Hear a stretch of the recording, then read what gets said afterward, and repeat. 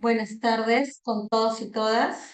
Bueno, es un honor darles la bienvenida al inicio de este ciclo de charlas en conmemoración del Mes de los Océanos, precisamente hoy día que se celebra el Día Mundial del Medio Ambiente. Quiero agradecer sinceramente a todos ustedes por estar aquí, por mantenerse activos y especialmente a nuestros distinguidos ponentes y colaboradores que nos van a acompañar en todo este ciclo de charlas que vamos a realizar durante este mes. La celebración del Mes de los Océanos y el Día Mundial del Medio Ambiente pues nos brinda una oportunidad justamente para reflexionar sobre la importancia de nuestro entorno natural y la urgente necesidad de seguir protegiéndolo, ¿no? En APECO estamos profundamente comprometidos con la conservación de la biodiversidad, de nuestros recursos naturales y la investigación de especies, áreas en las que hemos contribuido juntamente gracias al esfuerzo conjunto de todos ustedes y de nuestros asociados. Desde nuestros primeros años como APECO, en el marco de nuestro programa Marino Costero, hemos venido impulsando la investigación de especies amenazadas como la nutria marina, el pingüino de Humboldt y otras aves marinas como los petreles, los albatros, el gaviotín peruano, etc. Asimismo, investigaciones relacionadas con las mantarrayas, así como el desarrollo de campañas, además de campañas de educación para promover precisamente la conservación de las especies marinas a lo largo de la costa peruana. Es especialmente gratificante ver que hoy nos acompañan diferentes instituciones y participantes en esta actividad. Consideramos que la diversidad de perspectivas y experiencias enriquece nuestra discusión y la colaboración en el marco de la conservación es fundamental. Los invito a todos y todas a ser parte de este movimiento, de este mes, para poder seguir fortaleciendo nuestro propio conocimiento. Como les decía, las charlas se van a realizar durante todo este mes, cada miércoles a las 5 de la tarde, con expositores nacionales y extranjeros.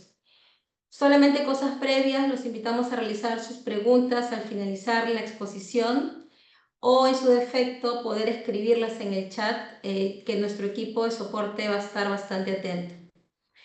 Entonces, para empezar este ciclo de charlas, tengo el placer de presentarles a nuestro primer ponente, Leonardo Hostos Olivera. Leonardo es licenciado en Biología por la Universidad Peruana Cayetano Heredia, ha realizado investigaciones sobre la nutria marina y ha participado en monitoreo de estas y otras especies de fauna silvestre. Su interés principal es estudiar la ecología y evolución de los ecosistemas marino-costeros de esta región del Océano Pacífico, usando como modelos a carnívoros acuáticos como las nutrias y los lobos marinos. Actualmente se desempeña como asistente de investigación en el Laboratorio de Paleontología y Evolución de Vertebrados de la Universidad Peruana Cayetano Heredia y cursa la maestría de Zoología con mención en Sistemática y Evolución de la Universidad Nacional Mayor de San Marcos. Bienvenido, Leonardo, bienvenidos a todos y todas y empezamos la ponencia. Muchas gracias, Carla. Muchas gracias a todos los que están presentes, tanto aquí en el Zoom como a través del Facebook Live, que donde se está transmitiendo la charla. Bueno, el día de hoy voy a compartirles esta charla en la cual, bueno, primero estoy compartiendo mi pantalla para poder confirmar que está compartiéndose, ¿sí? Sí, se ve bien. Ya, perfecto. Bueno, como les mencionaba, el día de hoy voy a comentarles un resumen de lo que trabajamos junto con el doctor Juan Balqui en el capítulo uno de los capítulos del primer libro internacional que se publicó en torno a la nutria marina. Esto fue hace un par de meses que se publicó en la editorial Springer Nature y junto con Juan Balqui es que realizamos este capítulo sobre la ecología trófica de la nutria marina. Aquí bueno, está el libro que se publicó sobre la conservación de la nutria marina y este es el capítulo 3 en el cual nosotros participamos como autores. Y para poder explicarles de qué trató, de qué se abordó en este capítulo, primero tengo que empezar desde el inicio, que es hablar justamente de lo que va en el título del capítulo, que es la ecología trófica. Bueno, ¿qué es la ecología trófica en general o la ecología trófica de una especie animal? En este caso, la ecología trófica viene a ser todas las características intraespecíficas, es decir, dentro de una especie compartida por los individuos que la conforman, o también interespecíficas entre esta especie animal y otras especies que se encuentran habitando su hábitat, su ecosistema, que nos van a permitir definir a grandes rasgos el nicho ecológico de esta especie, entendiendo el nicho ecológico como el rol o la función que estaría cumpliendo esta especie en su ecosistema, en su ambiente. Y una de las propiedades tróficas que más se estudian es justamente la dieta. ¿Por qué la dieta? Esta de aquí, porque nos brinda información muy valiosa, muy útil para poder entender en sí el rango o el espectro alimenticio que consume esta especie animal. En este caso, por ejemplo, diversos estudios nos permiten entender a partir de la dieta, por ejemplo, relaciones depredador-presa, ¿no? En este caso, por ejemplo, la especie animal como depredadora y las presas que están consumiendo, ¿no? Justamente ver estas relaciones o a la misma especie incluso como presa y ver a sus depredadores. También poder entender la disponibilidad de las presas, ya que si entendemos no solo qué es lo que consume o qué es lo que come, sino también cuánto es lo que come, podemos también tener un alcance de qué tan disponibles están algunas de sus presas en el ambiente. También podemos tener información de la variación espacial, por ejemplo, si se estudian la dieta de distintas poblaciones que se encuentran distribuidas a lo largo del rango geográfico de esa especie, o también tener información de la variación temporal, por ejemplo, ya que puede haber casos en los cuales hay competencia dentro de la misma especie entre individuos y por tanto para poder llegar a alimentarse tienen que repartirse ciertos rangos horarios en cuanto a la obtención del alimento, ¿no? Incluso también otro tema que se aborda en dieta y se puede abordar, mejor dicho, es el cuantificar el aporte energético que le brinda cada una de las presas a la especie, ¿no? Ese es también otro de los alcances que se puede tener, en fin, todo esto para poder entender la dieta y así definir el rol, la función y el nicho ecológico de esta especie que está cumpliendo en su hábitat. Justamente esta charla va de las nutrias y en el caso de las nutrias, uno de los aspectos que más se ha estudiado es su dieta. Y un claro ejemplo de esto es el caso de la nutria marina del Pacífico Norte, que es Enhydra lutris, esta nutria tan conocida, tan vista en redes, es que muy bonita, muy carismática. Ella justamente ha sido muy estudiada en cuanto a su dieta y se conocen mucho las relaciones que hay entre sus presas y ella como depredadora, ya que cumple un rol muy importante como uno de los consumidores secundarios, en este caso, de los hábitats en los que se encuentra. Por ejemplo, se ha estudiado mucho la relación que tiene con los erizos de mar, que son una de sus principales presas, y cómo esto le permite, no solamente regulando las poblaciones de los erizos de mar, también puede regular las densidades de estas algas macrófitas que son muy conocidas, los bosques de kelp, que permiten que se encuentre una gran diversidad de especies de peces y otros organismos acuáticos, ¿no? Entonces, las nutrias marinas, por ejemplo, cumplen un rol muy importante como reguladoras de estos ecosistemas y finalmente ayudando a que se mantengan saludables ellos mismos, ¿no? Esto pasa, esta información que se tiene sobre la dieta de las nutrias, sí es muy amplia, pero depende mucho de la especie. Hay casos como este que menciono que se ha estudiado bastante, pero hay otros casos que no se tiene mucha información o no se ha recopilado toda la información que existe. Y ese es el caso justamente de la nutria marina lontrafelina. Este caso es la nutria marina sudamericana, a diferencia de la otra nutria que se encuentra en el Pacífico Norte, está ahorita en las costas del Pacífico suroriental, el sureste de esta parte del Pacífico, desde Chimbote en Perú, en esta región aquí, hasta más o menos Cabo de Hornos en Chile, al sur de Chile. Y esta especie es considerada justamente como uno de los depredadores tope de las comunidades bentónicas de todos estos hábitats marino costeros y por tanto se entiende de que cumple un rol muy importante y clave en estas redes tróficas. A pesar de ello, se conoce muy poco o hay muy pocos estudios en cuanto a ecología trófica y no se ha resumido o recopilado la información que hay en torno a ello. Por eso es que en este capítulo que desarrollamos con el otro Juan Balki, es que nosotros decidimos hacer una revisión sistemática para poder entender o tener información actualizada sobre la ecología trófica de la nutria marina, sobre todo atacando tres preguntas, tres objetivos. Uno, primero, entender la composición de la dieta de la nutria con la información actualizada, ¿no? ¿Qué es lo que está comiendo la nutria? ¿Qué presas componen la dieta de la nutria marina? En segundo lugar, poder ver cómo es que varía su dieta a lo largo de su distribución, ¿no? Ver estos patrones biogeográficos que pueden estar existiendo. Y finalmente, tener una idea o poder responder una pregunta más de relación entre la dieta y otros factores intraespecíficos, que sería el relacionado a la morfología. En este caso, ver si su espectro alimenticio, el cual estamos estudiando en los objetivos anteriores, estaría de alguna manera ligado, relacionado a rasgos fenotípicos de las poblaciones, ¿no? Y de esta manera ver quizás cómo se sitúa la dieta en la variabilidad poblacional en general. Entonces, esto es lo que hemos respondido en este capítulo, en el capítulo del libro, y ahora a continuación les comentaré brevemente cada uno de ellos. Primero, para esta revisión sistemática, lo que hicimos fue hacer una búsqueda en distintos buscadores disponibles como el Google Scholar, donde encontramos estudios publicados y no publicados, tanto en inglés y español, utilizando palabras clave como las que se encuentran aquí. Y lo que encontramos finalmente es esta lista de 24 estudios donde se ha tratado la ecología trófica de la nutria marina.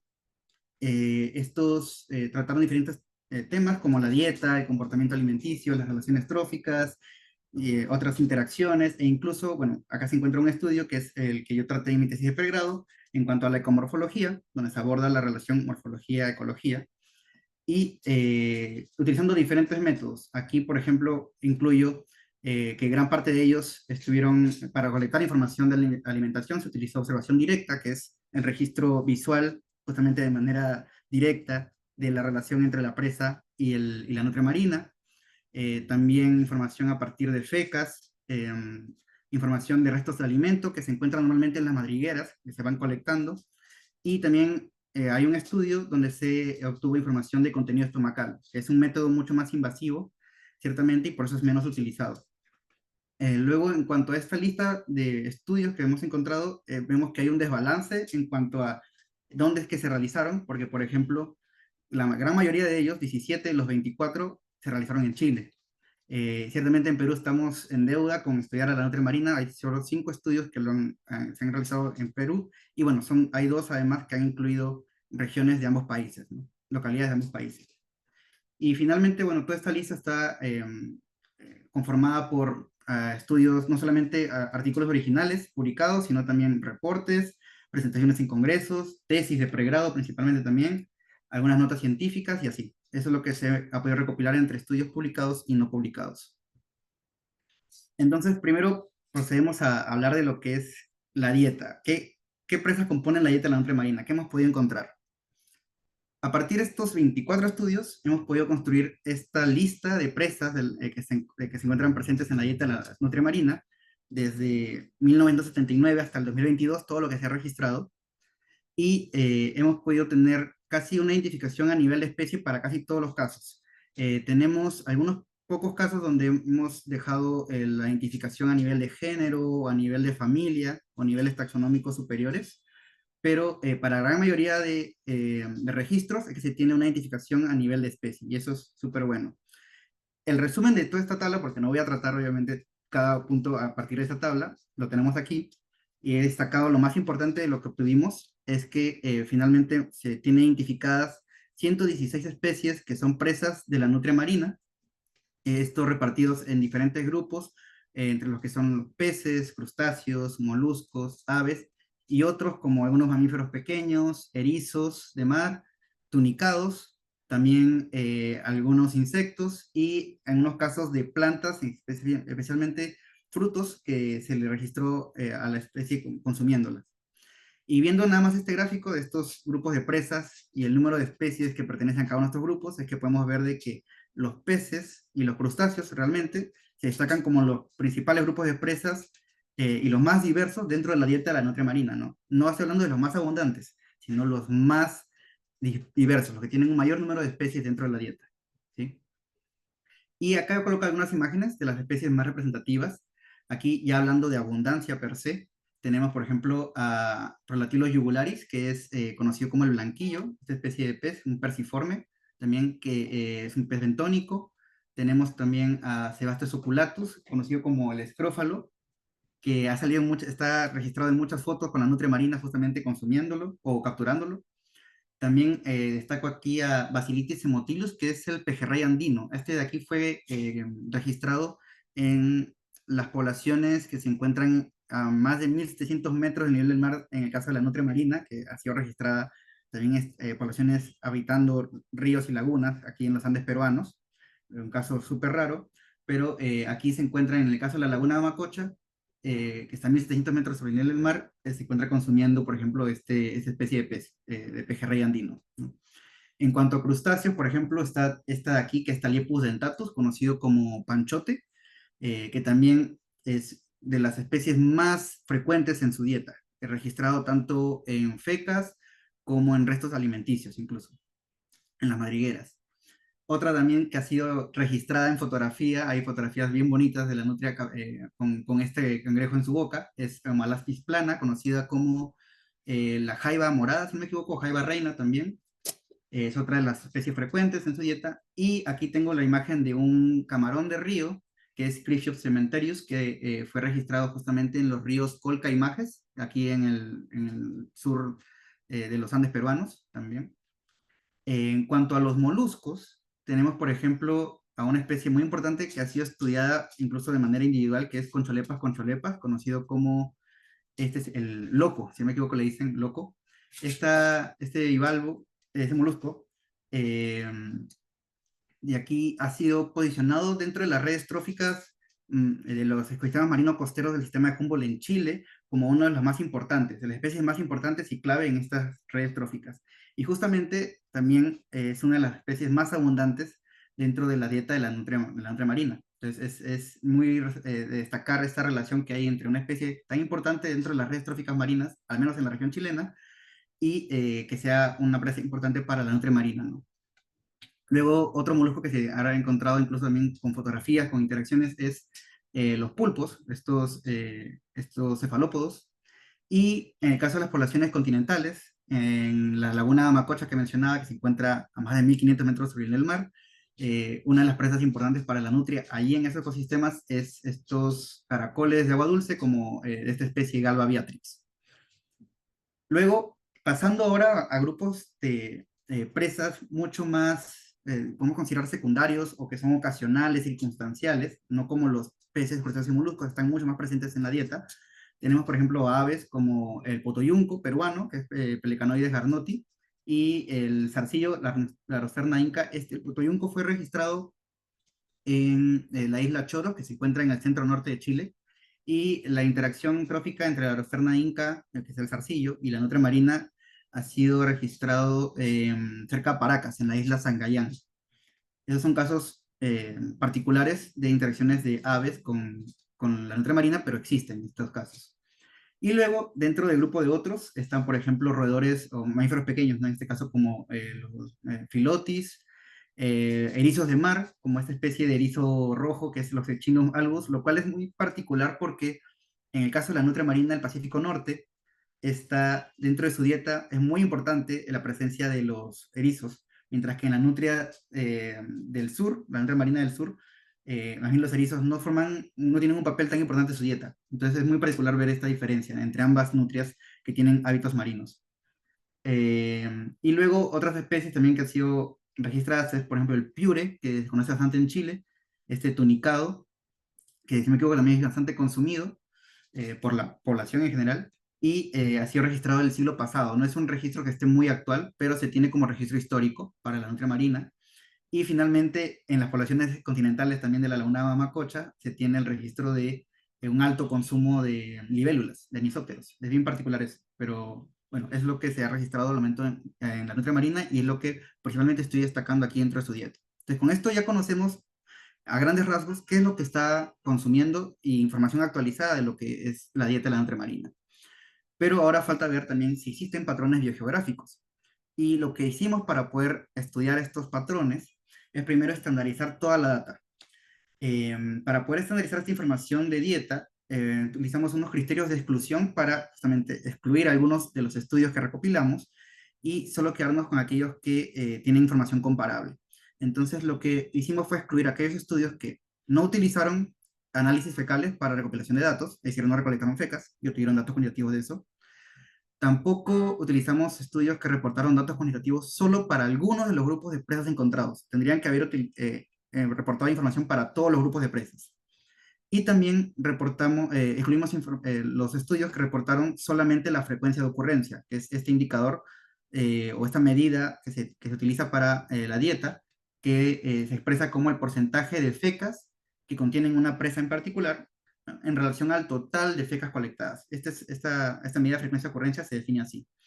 Entonces, finalmente, nosotros nos quedamos de todos los estudios que se tenían con 8 estudios que lo que reportaban era la frecuencia relativa de ocurrencia, el RFO, que es diferente al FO, porque en este caso el RFO lo que describe es el porcentaje de ocurrencias de una presa en particular en relación al total de ocurrencias de presas. Ya no depende del total de fecas, o sea, de muestras que se han colectado, sino más bien el total de ocurrencias que hay de todas las presas en todas las muestras que se han recolectado en una localidad, ¿no?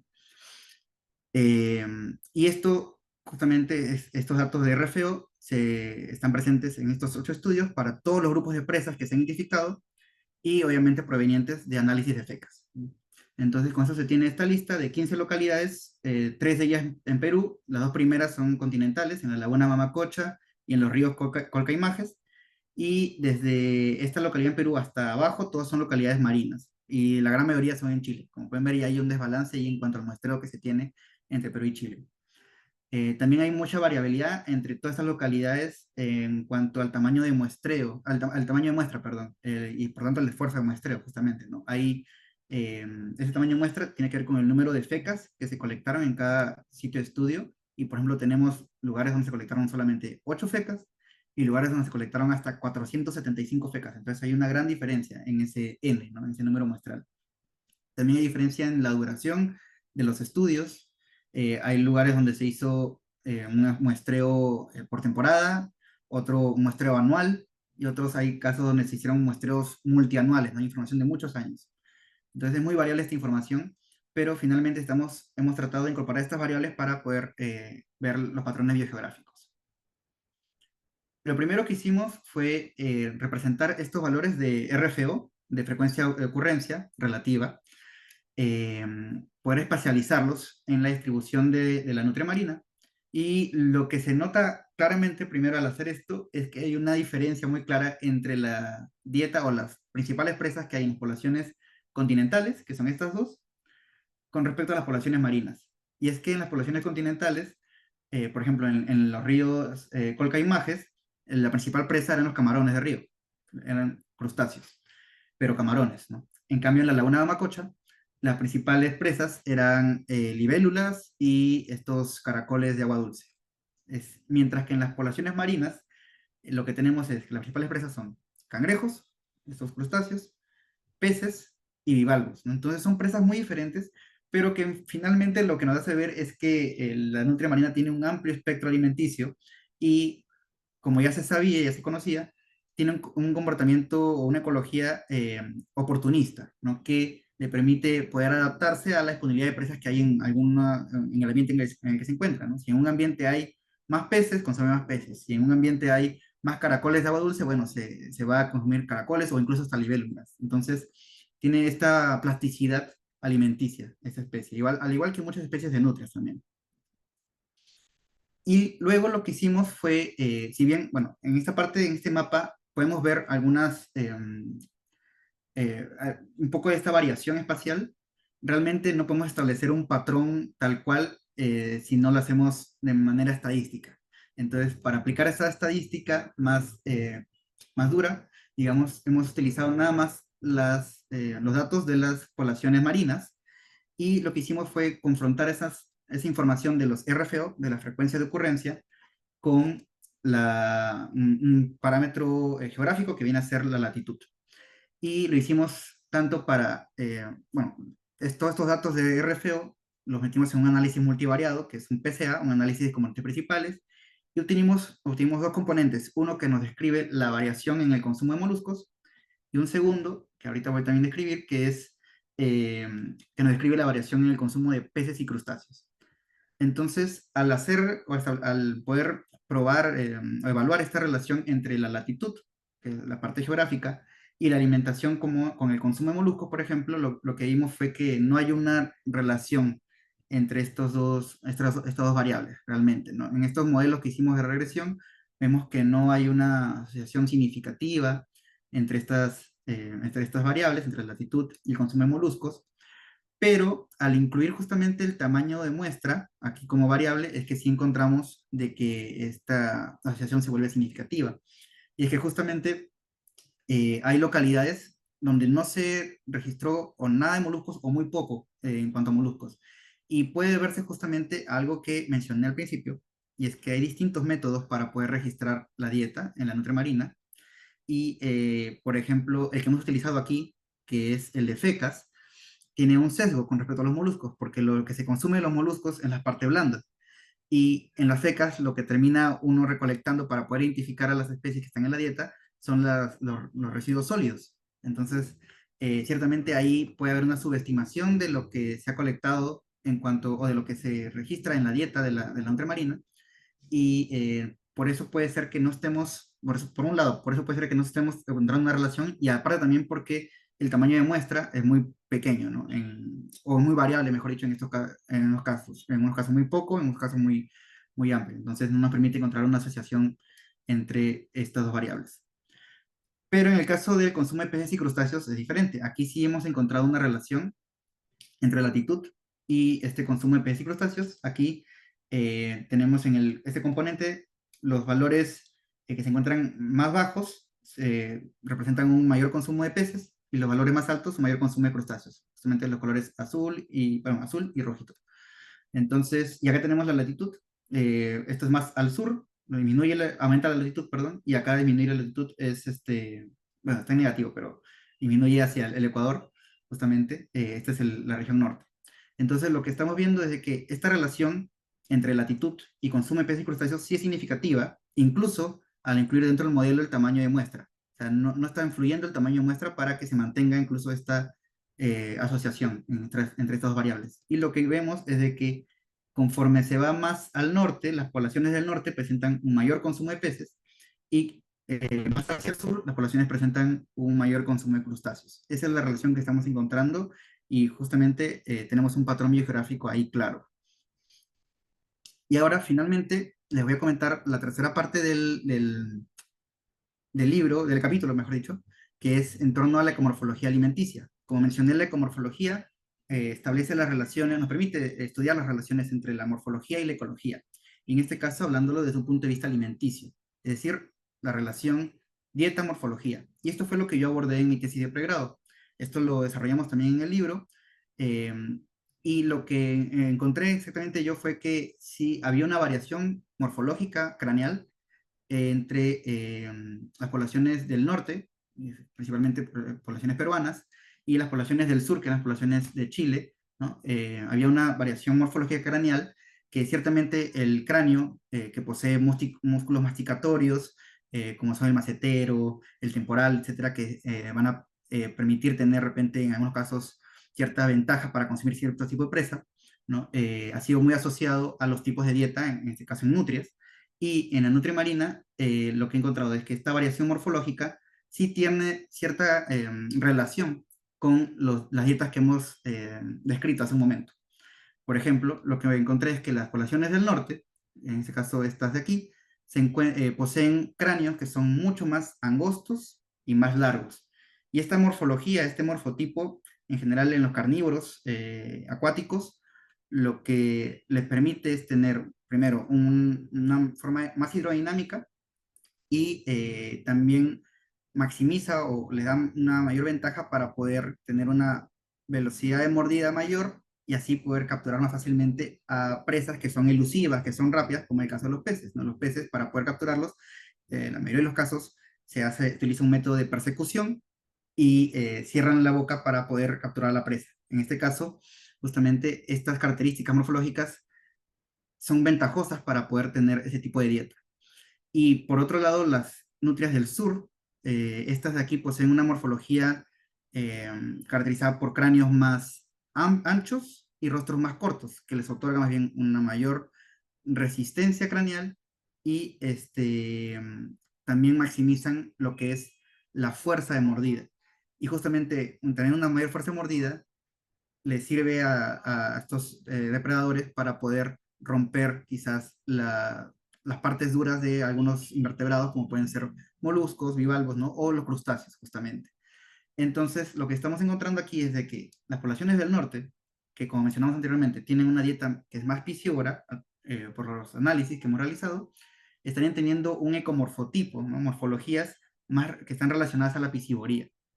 Y las poblaciones del sur, que como hemos visto, tendrían dietas más durófagas, estarían también mostrando, presentando unas morfologías que están más relacionadas a ecologías de durofagia, que es el consumir justamente organismos de cuerpo duro como crustáceos y otros invertebrados.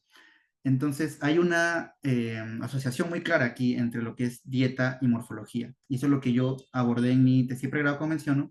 Y estas diferencias que hay entre las poblaciones ciertamente tienen una base estadística, están diferenciadas significativamente, ¿no? Como lo hice eh, a través de estos análisis de morfometría geométrica. Finalmente, eh, toda esta variación que estamos viendo, intentamos ponerlo y escribirlo en el libro dentro de un contexto poblacional. ¿Por qué? Porque hay distintos, dentro de lo que es la especiación y la divergencia de las poblaciones, hay componentes que nos permiten ver si una especie puede estar en proceso de especiación o si hay realmente especies diferentes dentro de una metapoblación o un complejo dentro dentro de algunos grupos de poblaciones, ¿no? Que hay diferencias en diferentes aspectos. En estos casos se describen 4 dimensiones principales para poder definir esto, que es ver morfología, ecología, genealogía, que puede verse desde el lado, desde el punto de vista genético, y también la parte geográfica. Lo que hemos observado es que en mi estudio de pregrado puede encontrar divergencia morfológica en la nutria marina. Luego, en el estudio que hemos realizado en este capítulo del libro, al menos en los análisis cuantitativos que hicimos, podemos ver que aquí hay una divergencia ecológica dada por una gradiente latitudinal en la dieta, ¿no? En cuanto a la variación en peces y crustáceos en la dieta. Y luego también en el año 2010, Viana y colaboradores encontraron una divergencia genética entre las poblaciones del norte y del sur, exactamente poblaciones peruanas y chilenas. Y finalmente en este mismo estudio también esta autora sugirió de que existía una divergencia geográfica, ya que hay playas que son muy extensas, que se encuentran entre las distribuciones de las poblaciones norte y sur, que podrían estar impidiendo que haya un flujo genético entre ambos grupos poblacionales y por tanto estar aislándolos, ¿no? Entonces, considerando estos cuatro dimensiones de divergencia poblacional, podríamos pensar realmente que la nutria marina estaría pasando por un proceso de especiación, ¿no? Pero faltaría claramente hacer mucho más estudios y aumentar el muestreo que hay para la nutria marina, puesto de que tanto en morfología, en ecología y en genética, las muestras que se recolectaron no cubrían toda la extensión geográfica que tiene la especie. Entonces, eso sí quedaría pendiente para ver en qué estado poblacional está la nutria marina y ver si realmente está pasando por este proceso de especiación. Entonces, para finalizar, como conclusiones de la revisión que hicimos en cuanto a la ecología trófica de la nutria marina, tenemos de que en cuanto a la dieta, esta está compuesta por un amplio espectro de presas, lo cual constatan y sigue validando su categorización como generalista y oportunista. Tenemos presas que son principales en su dieta, como los peces y crustáceos. Tenemos presas que son más secundarias, ocasionales o consideradas incluso circunstanciales, ¿no? Como moluscos, aves, equinodermos, mamíferos pequeños, insectos, tunicados e incluso algunos frutos de algunas plantas. También en cuanto a los patrones biogeográficos en la dieta, encontramos que sí hay uno, que es una gradiente latitudinal en el consumo de peces y crustáceos, pero para seguir reforzando este patrón y darle mayor solidez, es necesario incorporar más datos de dieta, tanto de las poblaciones de Perú, porque había muy pocos datos en Perú, y también de las poblaciones que se encuentran al sur de Chile, incluso llegando al extremo más al sur, que puede ser a Cabo de Hornos. Se necesitaría recolectar más datos de fecas, por ejemplo, ¿no? Y otro punto importante sería también tener información de nuevas tecnologías o tecnologías relativamente nuevas, como son los análisis isótopos estables, que nos podrían dar información también de la posición trófica de la nutria, utilizar de nuevamente barcoding para poder reconocer más especies presa dentro de su dieta. Y finalmente, con respecto al tercer punto, que era el rol o cómo está ubicándose la dieta dentro de la variabilidad poblacional de la especie, encontramos de que tiene una relación con la morfología, porque las nutrias marinas del norte, que tienen un mayor consumo de peces, justamente están presentando un morfotipo piscívoro, mientras las nutrias marinas del sur, que tienen un mayor consumo de crustáceos, que forman parte de la dieta, de una dieta durófaga, ¿no? Están teniendo, esas nutrias tienen un morfotipo durófago. Y todo esto nos hace ver, como mencioné, que existiría un patrón multidimensional de divergencia poblacional, y para poder constatar esto se necesita hacer un estudio más exhaustivo con un muestreo representativo para toda la distribución de la especie, con todas estas dimensiones, ciertamente, ¿no? Y bueno, eso es básicamente lo que está representado, descrito, resumido en el libro, en el capítulo del libro, en el capítulo 3. Acá coloco un QR por si tienen interés y quieren acceder ahí a la página donde está el abstract del libro, para que puedan adquirir también el mismo, leer el capítulo y leer los demás capítulos también. Acá les presento también mi Linktree, si quieren contactarme por algo, información sobre la nutria marina. Y nada, eso es todo. Gracias por su atención. Muchas gracias, Leonardo. Muy interesante la ponencia. Queremos seguir con una rueda de preguntas. Ujú. Nosotros vamos justo entre los asistentes que tenemos en Zoom y los que tenemos también por el Facebook Live. Por favor, les pediríamos que levanten la mano o escriban sus preguntas para poderlas hacer llegar. A ver, aquí tenemos una pregunta de Raúl. Leonardo, bueno, sin lugar a dudas, uno de los aportes más interesantes y novedosos es el capítulo que tú escribiste. Eh, hay- Aquí me quedó una pregunta. Tú has mostrado que existe una variación biogeográfica de que las nutrias comen más organismos duros en el sur y más peces en el norte. ¿Esta variación biogeográfica también se da en los organismos? ¿Hay más peces en el norte o más crustáceos o más organismos duros en el sur? En cuanto a disponibilidad de presas, se refiere. Sí, así es. Justamente es algo que mencionamos en el capítulo, y es que no se ha estudiado o no se ha hecho estudios que comparen lo que está comiendo la nutria con la disponibilidad real de las presas, de estas presas, o sea, abundancia de esas presas, ¿no? En los mismos hábitats donde está la nutria. Solo hay un estudio que lo realizó el doctor Gonzalo Medina en el 2004, donde ahí compara estos dos aspectos, y es necesario hacer eso, es replicarlo, porque desde ese intento, de ese estudio, no se ha vuelto a hacer. Entonces, lo que se tiene que hacer justamente es eso, no solamente en general ver si hay peces más peces al norte y más peces al sur, sino justamente en los lugares donde está la nutria, ver si esta eh, variación está ocurriendo, ¿no? Justamente en la abundancia de las presas. No se ha realizado.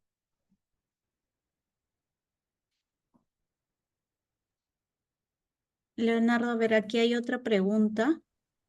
Eh, ¿Cómo los desastres ambientales, los últimos que han habido, han afectado la dieta de la nutria marina? ¿Y cómo esto si los pone en peligro o se han ido adaptando? Bueno, la nutria como mencioné en un momento, es una especie muy plástica en muchos aspectos, tanto en cuanto a su distribución y en cuanto a su dieta, pero sí puede haber estado afectando. No se ha realizado ninguna evaluación, ningún estudio, o que yo sepa, al menos monitoreos para ver cómo ha estado la población de la nutria, si ha variado en algo su dieta. No, yo sepa, no se ha realizado. Em, pero ciertamente no creo que el factor de dieta sea el único que se debe evaluar. Hay muchos aspectos incluso de salud, de estado poblacional, que se podrían estar evaluando y ver también si afectan a nutrias, porque como menciono, al ser una especie muy plástica, puede pasar desapercibido quizás el que se está siendo afectada.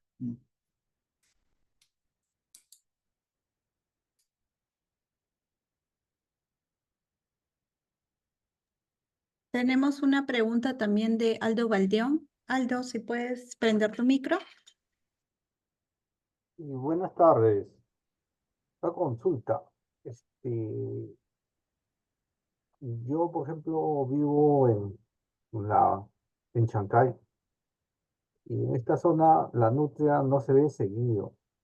Entonces, es bien esporádico ver una nutria.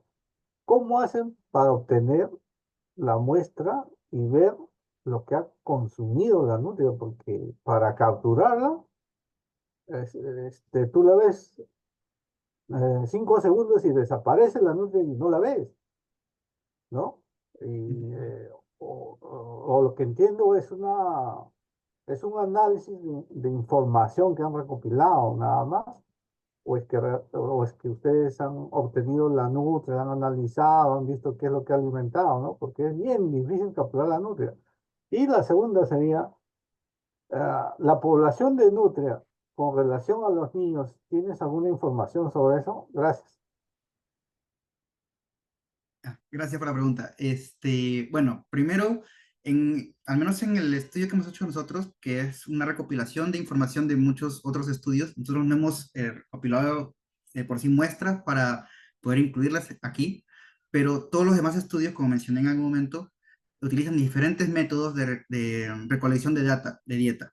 Entre estos, por ejemplo, uno de ellos es el de observación directa, que se ha utilizado bastante, pero sí es muy complicado poder registrar a la nutria consumiendo tal presa, ¿no? Entonces, por eso hay otros métodos que son indirectos, eh, que son, por ejemplo, el método de fecas, es un método indirecto, simplemente ir a las madrigueras, ir a los roqueríos, estas cuevas que hay en todo el litoral rocoso que hay en la costa, y por ahí se encuentran en algunos casos estas fecas, estas heces de la nutria, recolectarlas y luego con diferentes procedimientos en laboratorios que se empieza a hacer la identificación de este pedazo, por ejemplo, o este huesito, que por ejemplo en los peces se utilizan los otolitos, que son unos huesitos que permiten identificar qué especie de pez es, o algunos pedazos el caparazón de los crustáceos, algunos pedazos de moluscos, quizás se pueden ir utilizando que se recolectan de las fecas y permiten así identificar qué especie es. También está el método de restos de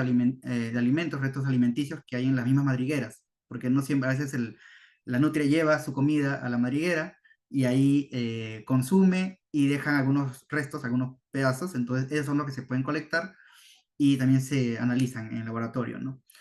Y finalmente hay un método también que mencioné, que es el de contenido estomacal, que ese sí es un método muchísimo más invasivo, donde sí se debe colectar al individuo y se le sacrifica, o al menos, bueno, si falleció el individuo, bueno, en buena hora para no sacrificarlo, pero ahí sí se hace un análisis del contenido estomacal propiamente, ¿no?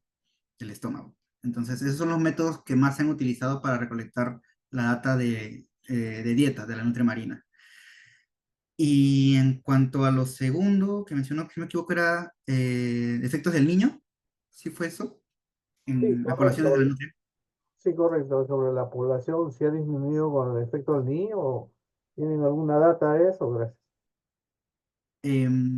Yo no cuento con data de monitoreos. No sé si ha habido un monitoreo extenso para ver la influencia de eventos de niña y de niño. Por ejemplo, no sé si para lobos marinos se tiene mucha información de esto por ejemplo, en la Reserva Punta San Juan, ¿no? Hay cómo ha visto declive en las poblaciones con los periodos los periodos del niño, perdón, por el aumento de las temperaturas, pero en el caso de la nutria marina, en- hasta donde no sé, no se ha registrado o no se ha hecho esta evaluación poblacional en estos eventos, frente a estos eventos, cómo reaccionan, ¿no? Frente a estos eventos las poblaciones. Queda pendiente también eso, como les digo, la nutria marina tiene mucho por ser estudiada todavía y el componente de los eventos del niño queda también por ser ampliamente estudiado con respecto a la parte poblacional.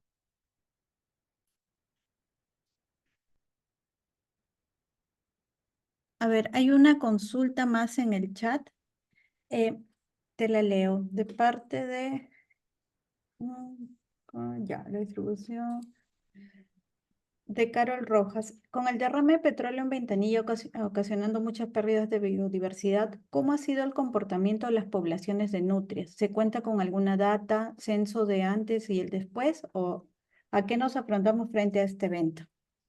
Sí, si no me equivoco, hay un informe que lo realizaron Yuri Hooker y José Pizarro, si no me equivoco, donde muestran eh, los efectos que tuvo el derrame de petróleo en Ventanilla con las poblaciones de nutria, en esos casos, que hubo muchos individuos que se encontraron muertos, que fue afectado realmente esas poblaciones.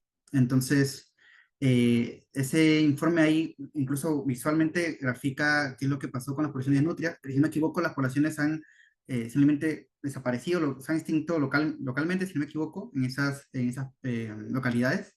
No sé si en algún punto retornan o ya retornaron por ahí, puede ser también lugar de paso, porque se pueden haber mudado a zonas o más al norte o más al sur, más sur o más al sur. Pero sí ciertamente afectó localmente a las poblaciones que estuvieron allí, ¿no? Sí, sí fue algo que afectó mucho a la nutria marina en ese aspecto.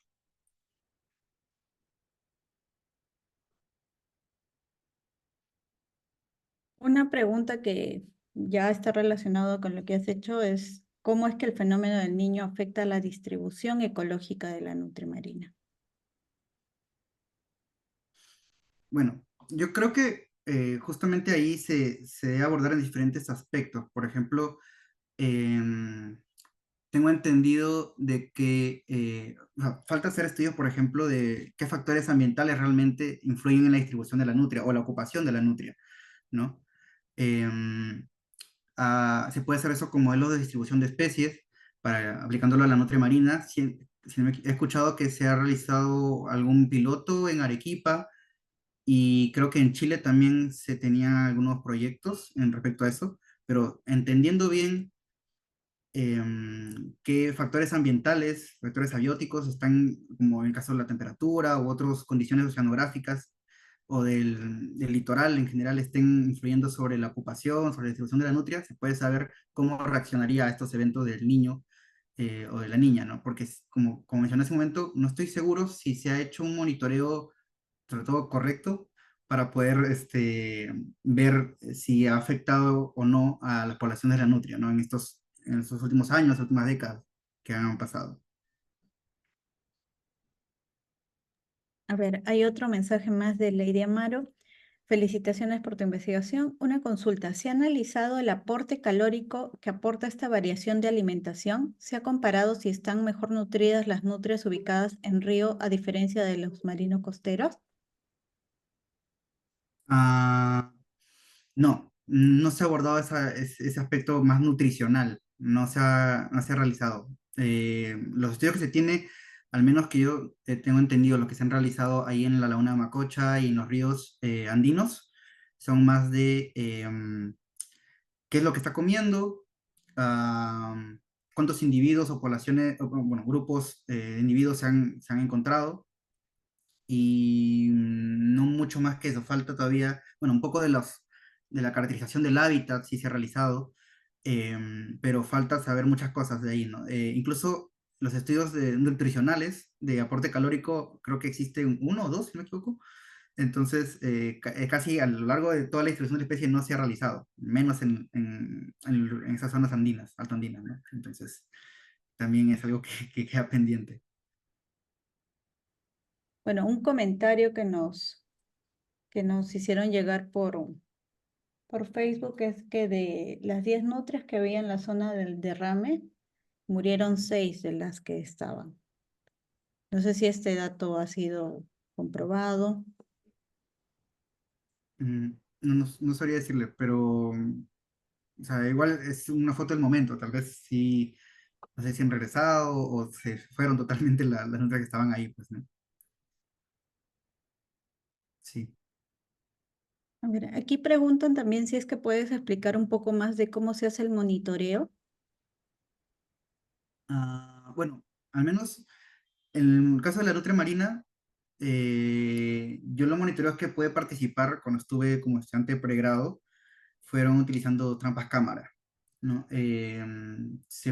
Lo que realizábamos en este caso con Juan Balki era poder colocar algunas cámaras trampa en las cuevas, que para esto en el caso de la nutria marina es muy complicado por las condiciones en las que está, son cuevas donde las superficies son muy húmedas, es difícil colocar la cámara y que se mantenga allí, colocar en lugar especial para que la nutria no lo tumbe o el mismo agua no lo haga caer, se pierda la cámara. Pero finalmente lo que se registra es las horas de actividad, no se registra en este caso la presencia de la nutria, las horas en las que está activa, qué comportamiento está teniendo, y esto durante temporadas, ¿no? Puede ser en alguna temporada, una parte, primera mitad del año, segunda mitad del año quizás, y esto en el tiempo seguir comparándolo, haciéndolo eh, consecutivamente, ¿no? Año a año en esas temporadas, ¿no? Repitiendo, para ver si había una variación. Lo que falta, si no me equivoco, es poder establecer indicadores para hacer un monitoreo poblacional, porque es bien complicado hacer las estimaciones de el tamaño poblacional de la nutria marina. Se han sugerido utilizar métodos, por ejemplo, no invasivos como métodos genéticos. Si no me equivoco, hay una propuesta que se hizo hace un tiempo por Daniela Bifi, eh, para poder utilizar algún método genéticos y poder tener estimaciones de tamaño poblacional y ver cómo ha ido variando en el tiempo. No se ha podido aplicar hasta el momento. Hay otros métodos que se utilizan en otras nutrias, por ejemplo, como es modelos de ocupación a partir de registros indirectos. Aún no se ha utilizado aquí en Perú. Creo que podría ser un método también que se podría utilizar para hacer monitoreos, que es a partir de registros, como mencioné hace un momento, registros indirectos como fecas, pueden ser secreciones anales, por ejemplo, que presentan las nutrias y dejan en las rocas, huellas, etcétera. Se pueden utilizar muchos métodos para hacer esos modelos de ocupación que finalmente te pueden dar una idea de cómo va variando la ocupación de la nutria en el tiempo, y tener una idea incluso de si la ocupación disminuye o no, si va variando la población, ¿no? Entonces, es una forma también de hacer monitoreo, que como digo, no se ha aplicado todavía, pero necesitamos sí establecer esos indicadores para poder tener alguna forma de monitorear el estado poblacional de la especie. Bueno, Leonardo, muchas gracias por tu exposición. Creo que ha sido bastante nutrido toda la información que nos has proporcionado. Te pediría en todo caso que para motivar un poco la participación y que puedan conocerte también más, puedas volver a poner tus redes sociales, ¿no? Tu LinkedIn para que conozcan más de tu trabajo, y si tienes alguna iniciativa que quieras compartir, también lo puedas realizar por ese medio. Sí, Bueno, lo paso por el chat, o perfecto. ¿sí? Sí, A ver. perfecto.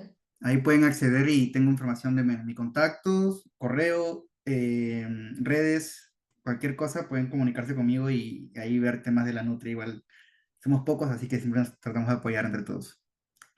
Ok, te agradecemos bastante esta participación, el haber compartido toda tu experiencia.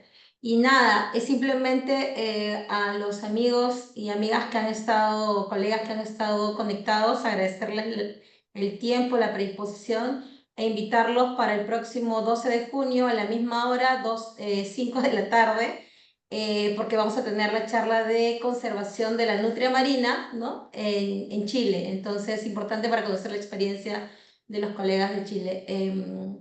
Muchas gracias por su atención. Gracias nuevamente, Leonardo, y nos estamos viendo el próximo miércoles. Gracias.